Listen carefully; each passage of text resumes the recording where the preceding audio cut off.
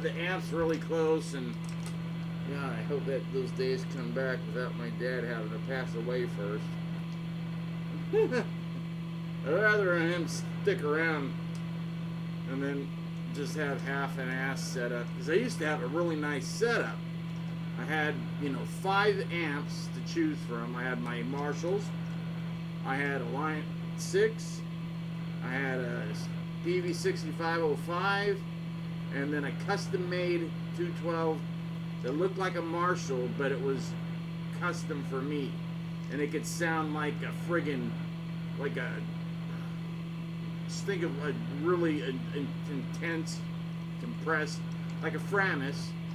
They could go for that sound, or it could just be like Van Halen 1 sound, and it was all a knob. It was 4 settings. You want so it was like Fender twin reverb. No, because he was designing this for his other. This is my old tech who passed away. He was designing this for Joe Bonamassa because he wanted 1 amp or 2 amps that he could use, that he could just go in the back and flip a switch, and it would be a Fender It would be a Roland stereo chorus. It'd be a Marshall, Plexi, whatever. And he made them too. But his test one, he gave to me, and he, you know, boosted up the heavy ones because he knew that's what I liked, and blah, blah, blah. And the thing is a beast, but it couldn't fit here because it's just too big. It's a big combo. And it's a beast. And there's no, you know, that's open in the back. So when I had it on, it was on like maybe 2, the master volume, and the curtains were blowing from the air coming out the back of the amp, just blowing up in the air. I'm like, holy shit, this thing is a monster. So someday you're gonna see that and hear it, and that thing is a beast. It's just called Michael D amplification, I think is what the plaque says on it. Because I was gonna put Marshall, but I'm like, no, it's mine. This is mine. It's my custom amp that was designed to close to my specs, more Joe Bonamassa, but you know, then he did it for me. He made it for me, like what I would like, the heavy stuff. I go, if you do like a Framus, and then the first Van Halen album, those 2 settings, and then maybe just JCM 800 and a Roland stereo chorus would be cool if that's already built in there. He goes, yeah. I go, I love Roland stereo chorus. So I could just switch it, and it's a stereo chorus. It's got 2 Celestion speakers in it. 2 Celestion 12-inch speakers. I love 12-inch is the way to go. All these stupid amps, especially the EVH ones that are coming out with 10-inch speakers, that's the stupidest effing move I've ever seen in my life. Because if you're going to use it just to practice, okay. But if you're going to use it for, like, say this, you're going to need another amp. You know, so you'll have, say, 6505 with a 12-inch, 75-watt, 12-inch speaker. And then you have, say, the EVH 5150 Icon with a 10-inch. You put those 2 together, and it sounds great.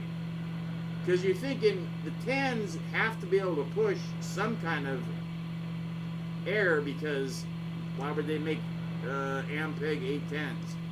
And I've had like a line of those. Well, 4 or 5 810 cabinets, and those things will, you just feel it, you know, hitting you in the back. It's great.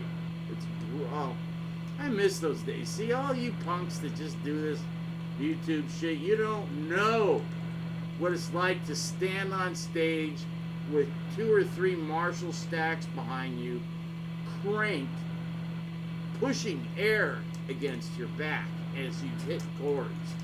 It's just friggin' amazing. It's a great feeling. You're missing out, not me. I did it. You're like, oh, you just old time to change. No, that should never change.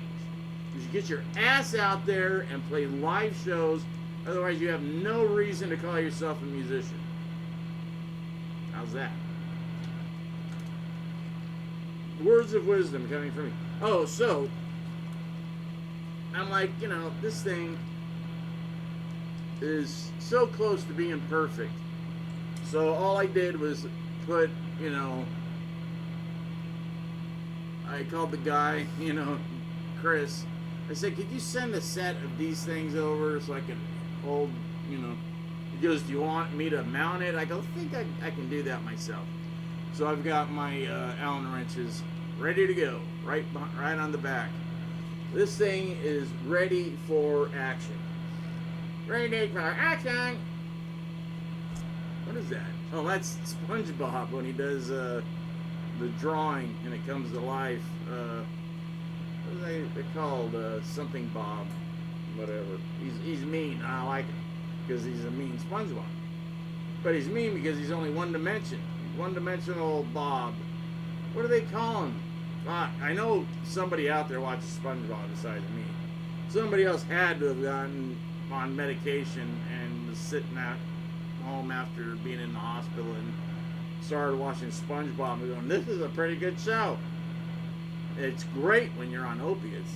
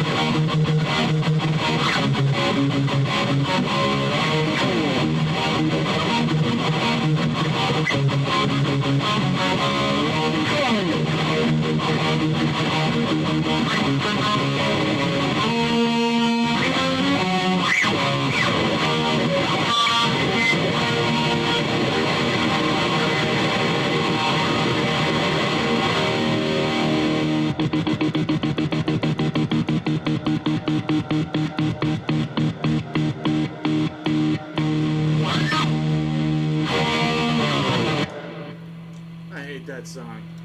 You know, what is it? The King Biscuit, when he hits the friggin' harmonics, it sounds so great, and I can never remember the right harmonics when I do it.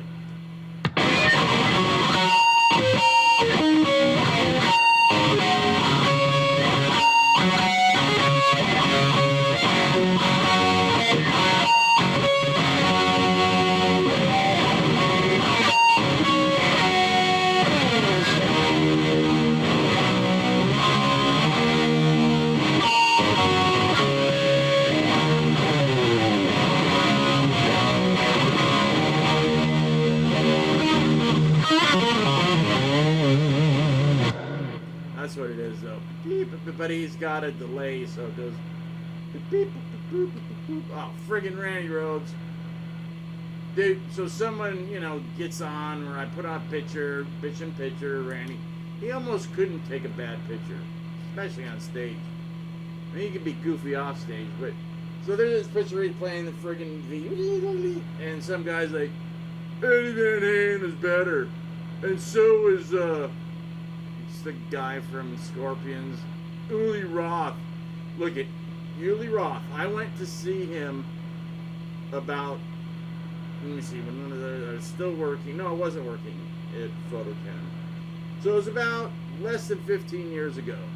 And he was playing this little shit club. And he had a lineup of people. He had Carmine Appice, Vinny Appice, the original bass player for the Scorpions, and he had like 10 special guests. I mean, big time people. And I think it's because they just lived here, and he called them and said, hey, you want to show? And the club was packed, but it was like 500 people packed the club. But still, it's packed. And I was right in the front, and he would play solos that lasted. So, like, I was waiting for the, what is it, Sales of Chaudron. I'm like, oh, please play that. And he goes, is that it?